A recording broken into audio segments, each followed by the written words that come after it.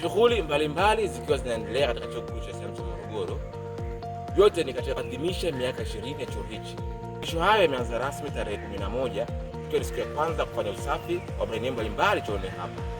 Lakini kwa sisi leo tumeanza na hili zoezi la usafi kwa sababu tunaamini usafi ni sehemu ya mwanamke na mazingira ndio kila kitu. Nimefurahi sana kusherehekea miaka 20 ya MUM kwa kufanya usafi. Tunaanza hasa safari ya rasmi ya maadhimisho ya miaka 20 ya chuo kikuu cha Uislamu cha Morogoro.